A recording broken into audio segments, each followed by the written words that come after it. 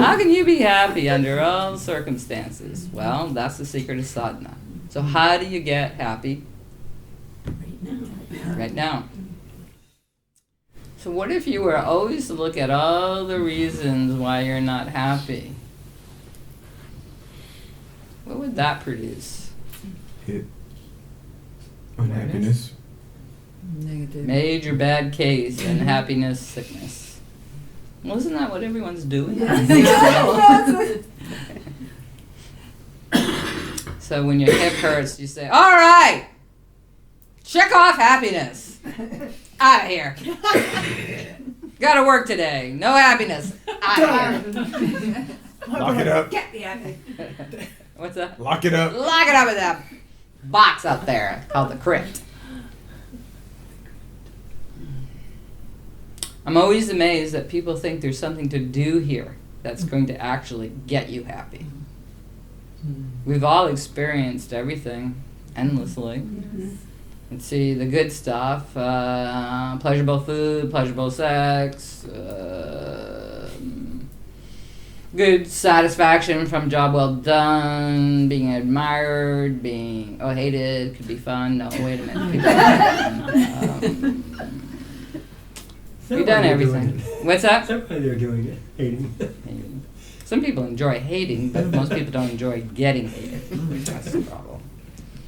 All right, it endlessly repeats, but people are endlessly craving something. What are they craving? Pleasure and satisfaction. Pleasure and satisfaction. It's so easy to get. Why crave it? Lasting. So all you do is have another piece of brownie. Doesn't go all the way. What is a deeper craving that people are craving? Love. An understanding. An understanding. Oh, it's great. That's beautiful. So how do you get there in the unifying field of love? You have to not do ego. That's called sadhana. So all the people who think there's no sadhana, or they're at 8 or 9, there is sadhana. Because you're all doing ego. You're not doing love, already love, right now. What would it be like to just be open to everything? Crappy, because everything is what? Crappy. That's why you wouldn't seek. Oh, yes, that's true. Because it's all crappy. All the fascinating things human beings do, all the dramas to watch, all the comedies, they're all about people seeking happiness and failing at it and suffering that failure, not recognizing that they already are the unifying field of love. Everything, the whole human myth, all the human activity is all about we're unhappy. How do we get happy? Let's do this. Let's try this. Let's hurt. Let's hurt each other. Let's dominate. That'll be happiness.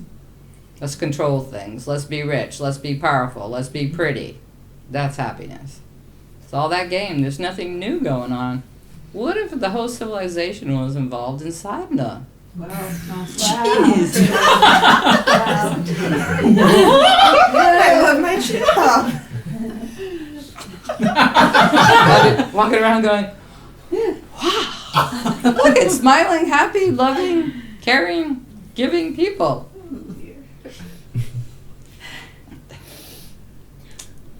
Yep, no one's going to make you happy.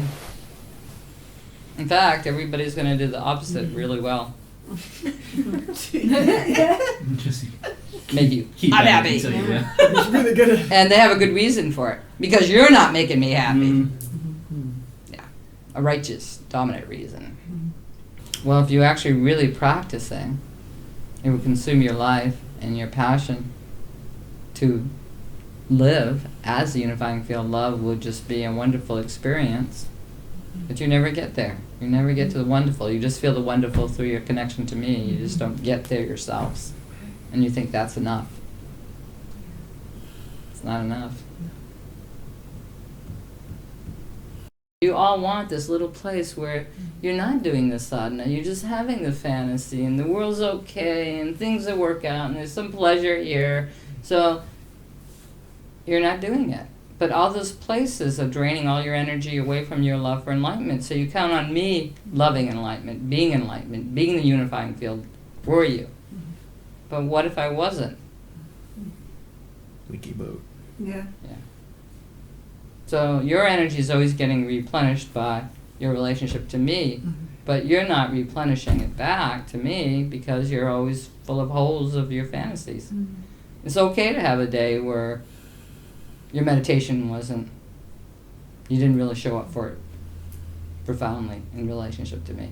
It's okay. It's okay not to do japa. It's okay to have a fantasy. It's okay to be identified with your work as your happiness instead of what? As your obligation. So we can do sadhana. So you can do sadhana, yeah. So if everything you're doing is for your own fulfillment and pleasure, instead of it's just because that's the conditions in which your life is, where you do sadhana, that's different. So who's doing a life as the condition of sadhana, who's just doing their life and then trying to fit little sadhana in there? Who's trying to fit a little sadhana in there? All right, there you go. So your life and your life being fulfilled and your separate one seems really real to you. That's your shroud that you're walking around in. How do you break out of it? You don't allow it. Yeah. So, if you say, wow, the challenge really is like, here I go in the stupid fantasy because now I don't want to do sadhana. No way, buddy. I'm doing sadhana. I'm staying here, staying located in the unifying field of love instead of my ego-seeking trip. So you have to know where your heart is located at all times, and then you dictate to your mind where it can go. That's sadhana. But you're letting your mind dictate to you whether your heart can be felt at all, right? Yes, it's true. Yeah. That has to switch for this to work, for you to get to a 1 and out of a 0. So you're not going to get anywhere. So the people that wrote 8 and 6, you're going to die unenlightened and miserable. That's what's going to happen. You got a good thing going on with me, but you're not staying with me. You're using me so you can still feel good and go out and let your mind spin fantasies. The fantasy, oh, I'm going to have great sex. The fantasy, oh, Hillary's going to get elected and change everything. The fantasy of vacation. The fantasy of... What's your fantasy, Dan? The work's going to work out and everybody's going to be happy. Well, it is working out. They're all getting paid. Yeah. What's wrong with that? You all have a job. Yeah. What is it supposed to work out besides that? It's not. No, but what are you thinking? Because you're not doing the sadhana. Yes, I think my fantasy is more personal love. There's Personal love. Okay. it's not universal. Personal love. Yeah. What is personal love? I don't really get it. Tell me about it. Tell me the fantasy of personal love. Tell me the story of personal love. Someone's here to personally love you and fulfill you. Tell me that story. In your fantasy, how does that work out? How? How do you find happiness in another person? How does that work in your fantasy?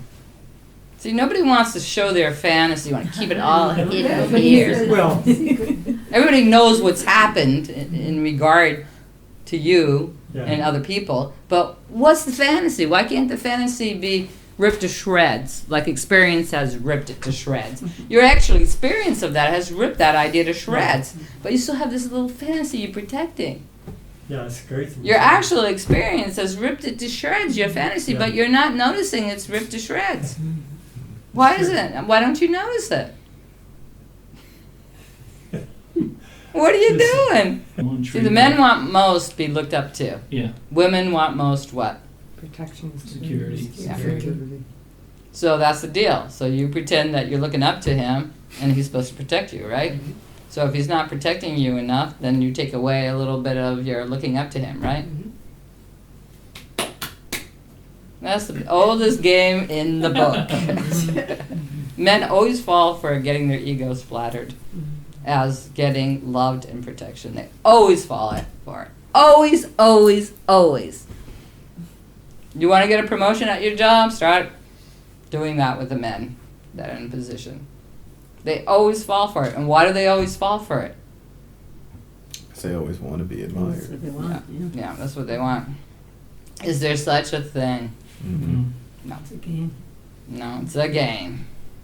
So women want to get ahead and be able to have their own deal and get protected, feel more secure in this world, right?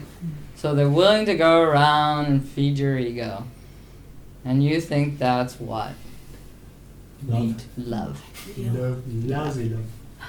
If you ever tell the man the truth, well, you didn't do a good job on this, and da-da-da-da-da, and, you know, the sex wasn't that great, and your room's a mess, and you spent money on that, what begins to happen? Anger. What's that? Fighting. Fighting? Couples therapy. Couples Only because the woman insisted. There you go, because I would insist. No, because what is there to work out? How do people get along without that game of admiring the male's ego to get protection? Well, you have to live in the unifying field of love. You have to do sadhna. And so whenever she's not admiring you, you have to not contract. Yeah. Yeah. Not blame her, right? Mm-hmm. When you can't protect her from something she has to deal with it herself, then she can't blame you, right? There's always someone to blame, right? No one sits around and says, man, I didn't really handle that. Oh, it's my boss, it's the authority, it's Republicans, it's Obama, it's my brother, it's my mother. It's never you. Yep. So how do I get someone to really love sadhana? I haven't been successful at it. Because you always want to escape to what? Fantasyland. Fantasyland. He knows he's not going to get fulfilled, but he never gives up the fantasy. All his experience says, this is not going to happen. This is stupid. And here's all the reasons why.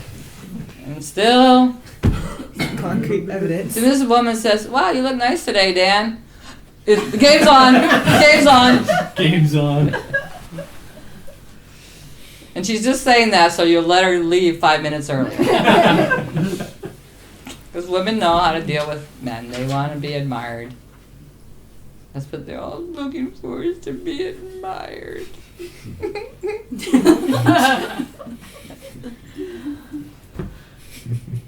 I just want to be admired.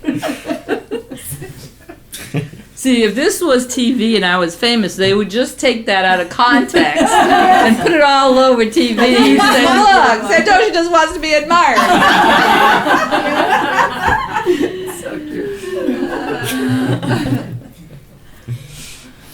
So true, that's how things are. All right, so how do we get there? You can't get there from here, right? So how do we get there? Do sadhana. Learn Do the lesson. sadhana. Be with you all the time. Help each other. Move with the heart. See the lessons. So who keeps that fantasy private and never says, oh, I'm going fantasy land to anybody? Who's in their room by themselves in fantasy land? That's what you're all doing. Must be everybody. I can't say You're all no. in fantasy land.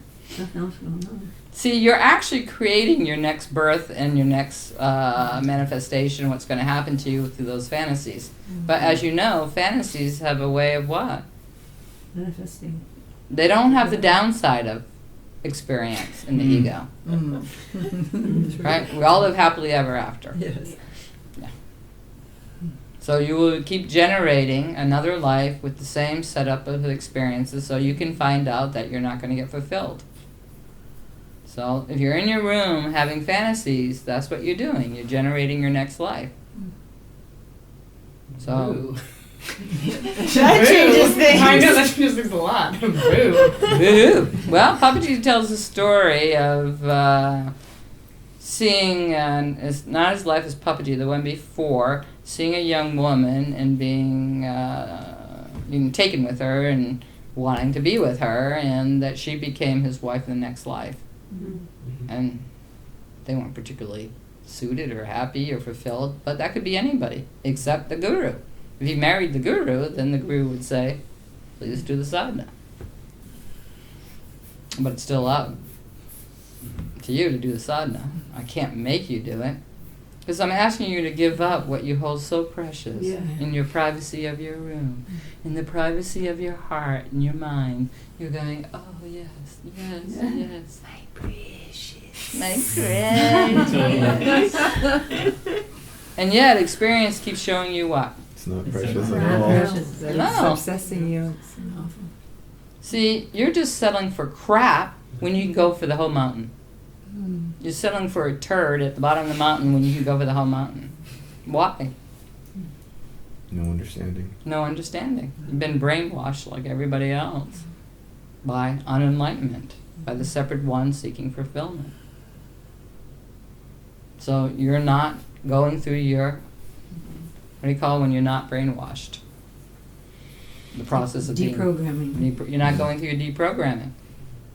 I'll talk about it, but you don't actually bring yourself to the deprogramming. So you're like at work, she looks at me, oh good, oh that actress is so nice. The thing is, as soon as she doesn't admire you, guys, what's going on? You're mad, you're upset. What do you want from us? Who should you admire? You. The unifying field of love.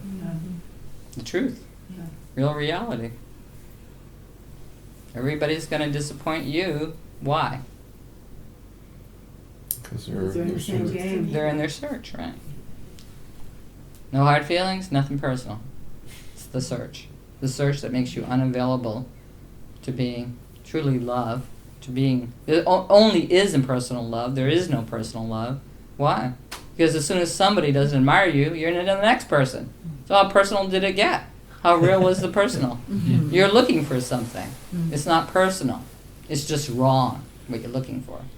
But you never want to look at what you're looking for is wrong. Like James said, isn't being in love so wonderful? He said, no, it isn't. It's just a bunch of chemistry in the body. You're just falling for it. You like sensuality, you like pleasure, so you think that's love. It's not love. What is it?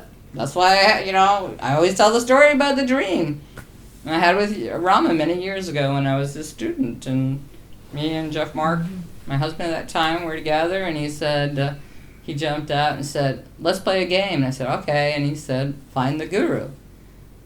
And we were in this big structure of a house, and it started off in the basement, this horrible dreams, bad nightmares, horrible things going on, and of course that was obvious, that wasn't the guru, so I would just slay everything, and then as you get higher in the house, the dreams get a little better and nicer, and Jeff was getting a little like, what? Well, let's check, wait a minute, just don't kill everything, Santosha,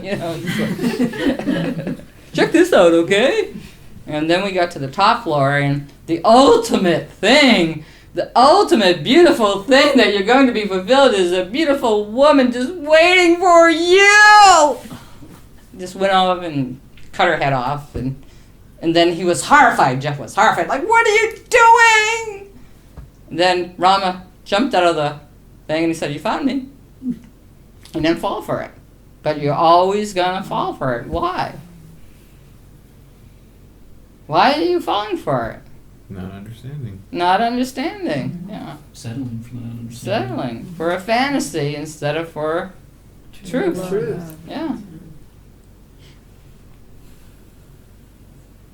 So, what's real about falling in love? Nothing. What's real about a pretty woman saying hi to you? Nothing. What's real about getting a raise? Nothing. What's real about 5 weeks of 100 degrees? Nothing. What is real? Truth.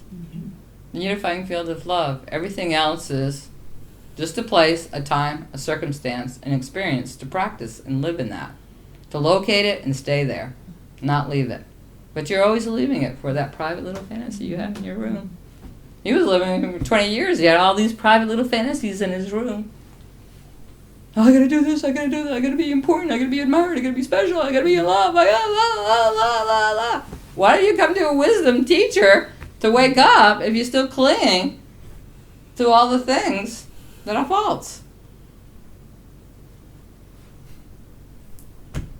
And then say there's no sadhna. Why? What? Just because your reason. All the people say there's no sadhna is because they're too involved with getting the separate one getting fulfilled here. So they just make up, okay, I'm enlightened now, hey, yeah. And they're still seeking madly, still being frustrated, not living in unifying feeling of love, not being free, justifying it all, creating spiritual philosophies, right, to justify everything. Everyone's dreaming here. They're not really doing anything. Nothing's real. It seems real enough. The same way if you go and watch a movie, if you say, well, this is all fake, everyone, it's not real, it's a movie, everybody says, shut up, I want to watch the movie. So you have to go in pretending it's real so you can do sadhana here. But you actually know it's not real, and that's why you're doing sadhana. So you're not doing that. So you're watching a movie, terrible things are happening, the Nazis are after you, fleeing, you're this and that, and they kill your mother, and you're like, oh my God, and I've been with Tori and she'll call out, watch out! So why does that, you know it's not real, but you still get, possessed by it. So when does this actually seem really real to you? Is it really real to you, or are you still really possessed by it? You're possessed by all this dreaming. You're possessed by this agreement. Let's pretend it's really real. That's why everybody kind of feels like a phony, because everybody's agreeing to something that is phony.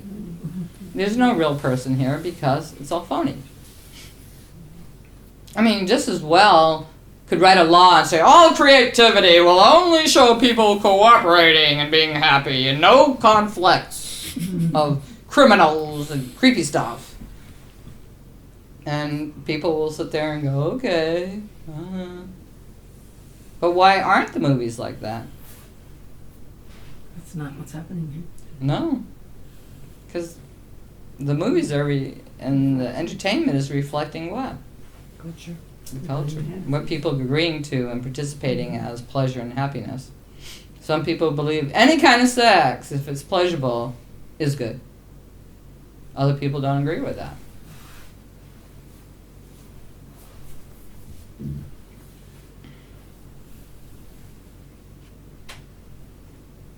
How do we have sanity here? Good question. We don't have sanity here. We don't have sanity here.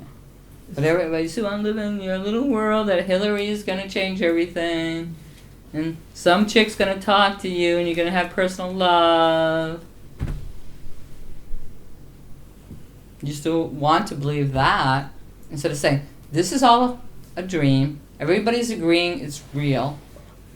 Okay, I'll agree that it's real, but I'm doing sadhana here. Because it's really not real. It's not the answer. It's not enlightenment. I have to stay alive and do this process. But you're all separated. Like, when you sit and meditate, that's when you're doing it. The rest of the day is what? Random and sketchy. Random and sketchy. You're participating in the dream that this is all real and try to get fulfilled in it. Then you go and sit and meditate. Okay, that's not really real, right? But you still haven't gotten it out of your system, though. It's still in your system. How do you get it out of your system? You don't let it in the first place. Yeah. That's right. You protect yourself. You remain inaccessible to it. See, this whole idea that's going to work out, it's a strange one in itself, because why would you want to have someone just admire you the rest of your life? It's true. Really strange. what would make that person really interesting to you? Someone staring in your eyes. That would be so weird. Oh, I can't wait to have sex with you. What? You would just get bored with it after a while. Everything gets boring. Doesn't it? Mm-hmm. You would want them to go away after a while. Hmm. At least for a while. Yeah, because you want another fantasy now, because you already got that one, then you're bored with it. So I think everybody has had their fantasy fulfilled somewhat, maybe not perfectly, right? And got bored with it, right? What if you had a new man in your life every single day to get to know? Well, then it'd be fun for a while, and then you'd be bored with having a new man in your life. Yeah. But you already know what it's like to have the same old guy, and you don't want to go back to that either.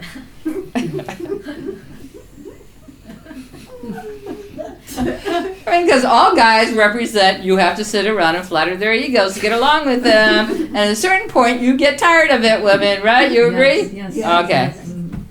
After week 1 or year 20? When You have to, flatter them so much, or they just get really mad and upset, withdraw, and won't participate, and won't give you any energy.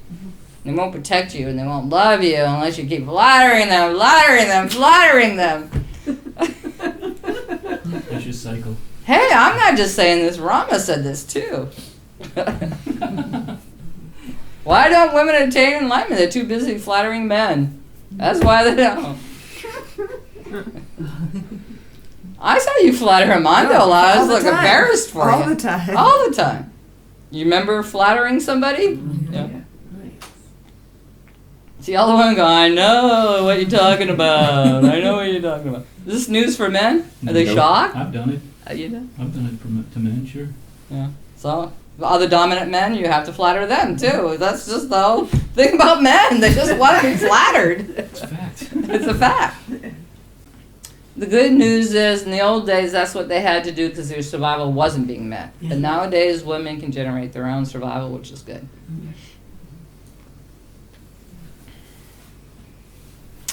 Any questions? That was pretty damn good. That was awesome. Mike Tyson punch out. Boom! John Cena. I'm just trying to get you to really look and consider why your practice isn't on fire. Thank you. Thank you. Yeah, thank you. It's up to you. I would recommend it. It's wonderful to live in the unifying field of love and let it burn off all these stupid fantasies, all these beliefs, all this reactivity, all this ego stuff, and ego game and ego hierarchy stuff. Let it burn it all off. Be free, be happy. Do what you want. And don't come back. And don't come back to do this again. Yeah. Do you want to do this again? No. You want to try to get fulfilled by somebody? You want to fall in love? You want to... Most people don't even want to have a job either. Even. That's for sure. How many people are like, if the government gave me $60,000 a year, I wouldn't work. Oh man, that would be so tempting. That would be Use your job as your sadhna. Go crazy. That's your, there's bhakti yoga, there's service yoga, so your life is involved in all those all the time. Your job is your service. It's not a place to, now you're going to have a special fulfilling experience, career. Do your best. Do it as sadhana. And the funny thing is, if you're doing sadhana at your job, you do better. You're better at what you're doing because you're not in a fantasy. You're not playing an ego game or trying to dominate someone or flatter them to get ahead. How many of the women use flattery with your bosses to try to get ahead, to do better? Not anymore. Mhm. No, it's easier to do the job. It's always been easier to do the job. How many people are craving flattery? Do you want to know? You're craving it? One of them, yeah. Yeah. Okay, that's on it. Look at that. Okay. You gotta love yourself first. You gotta say, okay, I can do it. I'm going for the gold. I'm going for enlightenment. I'm not going to do this ego crap. I'm not going to have private fantasies because I matter. I want to realize the self. I want to realize truth because I matter. Everything else means you don't matter. Not really doing the sadhana so it can really take off means that you don't matter. The ego is not really over there sitting around itself, not noticing the truth or real reality, the unifying field of love, or your guru because it thinks itself is great. Really, underneath everything, you're just a scared little person. You're afraid of dying. You're afraid of everything. You're afraid of not going to have chocolate chip ice cream anymore. You're afraid of everything. So there really isn't self-love unless you're doing sadhana. Self-love only comes from being really strong enough to do sadhana. And then you find out who and what that self is, that is love, that can self-love, who or what that is. So your contraction or your seeking or your fantasies is still based on that you don't love yourself. So that's interesting, right? So as soon as you don't get what you want or you're frustrated in your seeking, you feel terrible about yourself, right? Yes. No self-love. You don't say, well, I love myself, but I just made a mistake. You don't do that. You rake yourself over the coals, right? Yeah. Suddenly you're not happy anymore. So if I make the wrong turn, I don't start self-hating, right? No, you I never say, oh, that's interesting over there. Maybe next time, another time I'll come back and check it out. Everything's an opportunity to me. Everything.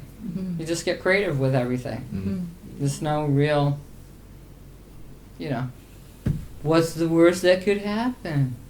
I die. Well, I already did back in 1985. Repeat, same old boring experience, death. Every time samadhi, the conscious bright, relinquishes this form for a while. Same stuff. Death. That's nothing. Life is what you have to do, and you have to love yourself to do it. So that's where you don't love yourself, where you're putting your faith and cookies into Hillary. That's where you're not loving yourself, Pat. Love yourself. So if you love yourself, you have to be the strongest self and the truest self, right? So if you love yourself, you're not waiting to get some flattery and some attention from women, right? To feel good, right? You love yourself. So once you start loving yourself, you start choosing sadhana. But the funny thing about loving yourself is, you never did it yet. Because who thinks they're good enough about everything? Stuart Smalley. What's that? Stuart Smalley. Stuart Smalley. Who thinks they're attractive enough? Oh, Tori, raise your hand. I'm fine with this. I'm fine with it. I'm a 5. I'm a 5. Yeah. Who thinks they're smart enough? Smart enough. I could be smarter. I can get Doggone over it. Doggone it. I'm not doing this. She's waiting for it. See, you are fine. This is your instrument to realize the self. You are given everything you need. You don't have to hate on the instrument. And you don't have to ask the instrument to fulfill you. You have to locate yourself as your unifying love. Stay in the room with me, and you will stay as me. I will live it for you. When I was doing my sadhana, I used to feel Adida just being my body all the time. I'd just be his body. Just feel that, and I do japa all day. I didn't have times where I just have to have my special fantasy over here now. I can't do japa, okay, I do that. No. It just means you're just ordinary people doing ordinary shit, doesn't it? It doesn't mean you're spiritual aspirants. So you don't really have a journey to say. Like if I take you to BAM, you say, well, we saw this, we saw that, we did this, we did that. You can tell the whole story, right? But you don't have a story of sadhana yet. You don't have any spiritual experience of being located as unifying field love. You don't have experiences of me living you. You just have your own experience in which you don't really like yourself very much. That's why you want fantasy. To somehow make it feel better to be you. the secret is you're not you, you're me. Find that out. I like myself, I'm talented enough, I'm pretty enough, I'm got enough energy, I can do stuff. It's not just fake confidence, folks. It's true. It's true. That's it. It's a real assessment. But you also have everything you need. Mm-hmm. And it's all fine and good, but you're not seeing it that way. You're not loving your instrument. You're hoping your instrument's going to give you something that being, the unifying field of love, won't give you or doesn't exist. You don't have any faith in it.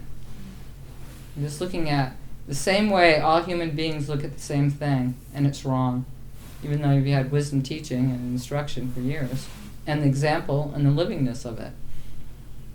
I just didn't talk philosophy to you, I lived with you. I radiated it to you, I transmitted it to you. I criticized your ego, and when you're not living it.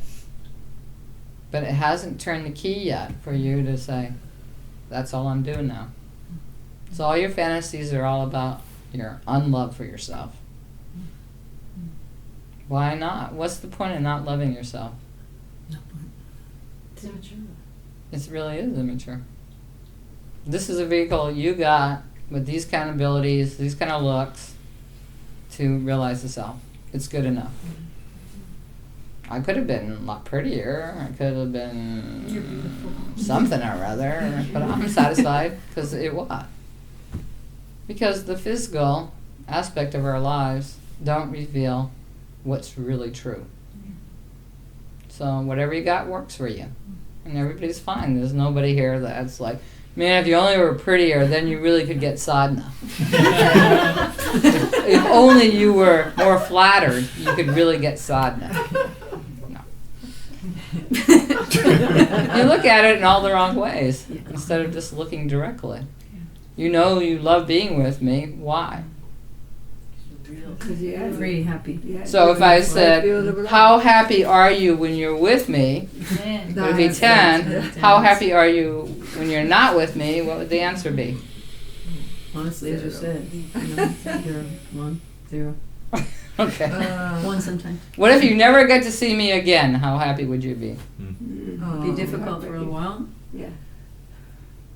See? But see, that's the lesson of the body, you know, incarnation. You're counting on it too much, what it radiates, just naturally. When you go see a beautiful lake, you go, oh, wow, that's beautiful. But you're not really participating there. You're not really doing anything there. And you're really not receiving and giving there. You're just counting on it to wash over you and make you feel better. So I could yell at you all day and you still feel a lot better than your fantasies. That's why sometimes some gurus just slap their students around and yell at them all the time, and they go away and they get, they say, why is my guru treating me that way? And then they figure it out and they just feel a lot happier because another layer of their contraction or another layer of their participating in the fakey world and the fakey phony stuff is gone. And they go, okay, any kind of treatment from the guru is liberating me. Yes. Yeah. So. But I'm not too harsh, although I'm going to change all that. No more cookies for Prasad! Only crackers. Just fried crackers. Unsalted sunflower seeds. That is story. That's terrible. All right. So, like I said, I'm always at this moment saying, do it, please. Live here. Don't have any private fantasies. Don't chase after anything. Stay here, and let the unraveling happen. Love here, not someplace else. Don't count on me just to be here forever, taking care of you. Okay. Yeah. Yeah. So what is it going to take? Well, you have to love yourself and get fierce for the sadhna, and not be worldly. Because every time you're being worldly, it's like you're just wasting your time. Just in a dream.